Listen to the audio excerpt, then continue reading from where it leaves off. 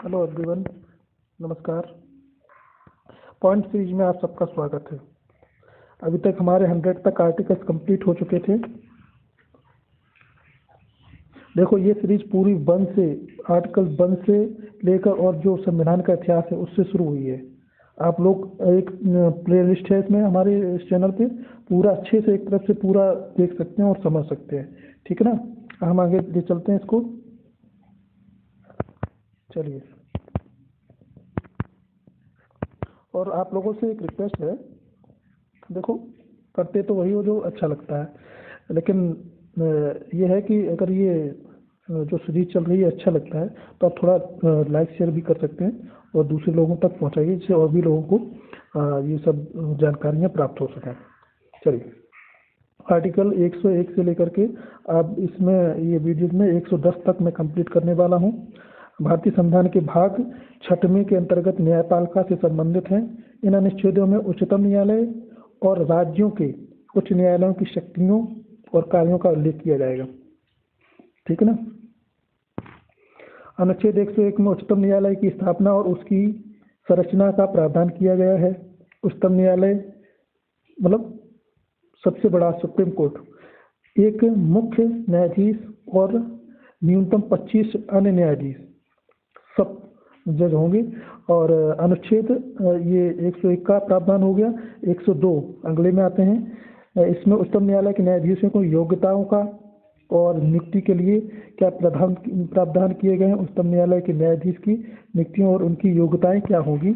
वह भारत का नागरिक होना चाहिए, वह कम से कम 50 वर्ष का होना चाहिए, वह किसी उच्च न्यायालय में कम से कम 10 वर्ष का अनुभव एक्सपीरियंस रखता हो। ठीक। उच्चतम न्यायालय के न्यायाधीशों की नियुक्ति राष्ट्रपति द्वारा संसद की नियुक्ति बैठक की सलाह से की जाती है। अनुच्छेद 103 में उच्चतम न्यायालय के न्यायाधीशों की सेवा की शर्तों का प्रावधान किया हुआ है। उच्चतम न्यायालय के न्यायाधीश 65 वर्ष की आयु तक पद पर बने रहते हैं। उन्हें राष्ट्रपति द्वारा पद से हटाया भी जा सकता है, लेकिन ऐसा करने के लिए संसद की संयुक्त बैठक की, मतलब ऐसे साधारण नहीं हटाए जा सकते, उसमें संसद की संयुक्त बैठक की सहमति आवश्यक होती है। आर्टिकल 104 में उच्चतम न्यायालय के कार्यों का उल्लेख किया गया है। उच्चतम न्यायालय के प्रमुख कार्य जो निम्न है: संविधान की व्याख्या करना, संघ और राज्यों के बीच विवादों का निपटारा करना, संघ और राज्य के बीच में कॉन्फ्लिक्ट हो जाता है तो उनका निपटारा करना, ये सुप्रीम कोर्ट का काम है। राज्यों के बीच अधीनस्थ न्यायालयों के फैसलों की चुनौती देना, जैसे जो डिस्ट्रिक्ट कोर्ट हैं या लोअर कोर्ट हैं, उनके बीच में जो कॉन्फ्लिक्ट होते रहते हैं, उनसे ऊपर जो सुनवाई होती है, उसके लिए कानून बनाने में यह मदद करता है। अनुच्छेद 105 में उच्चतम न्यायालय के अधिकार क्षेत्र का प्रावधान किया गया है। ठीक। उच्चतम न्यायालय के अधिकार क्षेत्र को यहाँ पर 2 भागों में विभाजित किया हुआ है। ठीक है। मूल अधिकार क्षेत्र, अपीलीय अधिकार क्षेत्र। ठीक है। मूल अधिकार क्षेत्र के तहत उच्चतम न्यायालय के संघ और राज्यों के कानूनों की संवैधानिकता की जांच कर सकता है। यह पिटीशन पर सरकार की कार्रवाइयों को भी चुनौती दे सकता है। चलिए आगे क्या है। अपीलीय क्षेत्र के तहत उच्चतम न्यायालय संघ और राज्यों के अधीनस्थ न्यायालयों के फैसलों को ये चुनौती दे सकता है। अनुच्छेद 106 के अंतर्गत आएगा उच्चतम न्यायालय के न्यायिक समितियों के प्रावधान। 106 में जो न्यायिक समितियां होती हैं उनके प्रावधान है। उच्चतम न्यायालय के मामले न्यायिक समितियों को सामने से ये सुनाए जा सकते हैं, समितियों के सामने ये सुनाए जा सकते हैं। ठीक है। 106 में जो न्यायिक समितियां होती हैं उनका जो है प्रावधान है। अनुच्छेद 107 उच्चतम न्यायालय के न्यायाधीशों के वेतन का वर्णन करती है। भत्तों के प्रावधान दिए गए हैं। ठीक है। उच्चतम न्यायालय और न्यायाधीशों के राष्ट्रपति द्वारा संसद की संयुक्त बैठक की सलाह से वेतन और भत्ते तय किए जाते हैं। ठीक है, दिए जाते हैं। अनुच्छेद 108 में उच्चतम न्यायालय के उपकरणों और कर्मचारियों के प्रावधान किया हुआ है।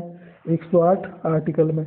और उच्चतम न्यायालय के पास अपने उपकरणों और कर्मचारियों की नियुक्ति करने का भी अधिकार प्राप्त है। ये 108 में तय किया जाता है। आर्टिकल 109 109 में उच्चतम न्यायालय की कार्रवाई का प्रावधान किया हुआ है। उच्चतम न्यायालय की कार्रवाई अंग्रेजी भाषा में होती है, ठीक है ना। ये भी कभी कभी प्रश्न आ जाता है, उच्चतम न्यायालय की कार्रवाई तो किस भाषा में होती है? अंग्रेजी भाषा में होती है।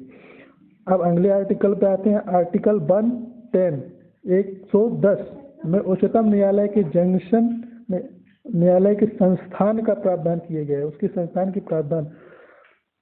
इसमें उच्चतम न्यायालय की का जो कार्यालय है वो दिल्ली में स्थित है, ठीक है।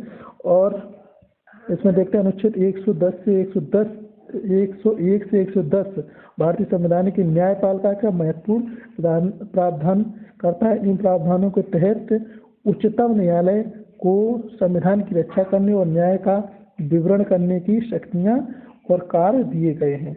चलिए, आप सबको वीडियो कैसा लग रहा है आप ये हमें बता सकते हैं कमेंट में। जय हिंद।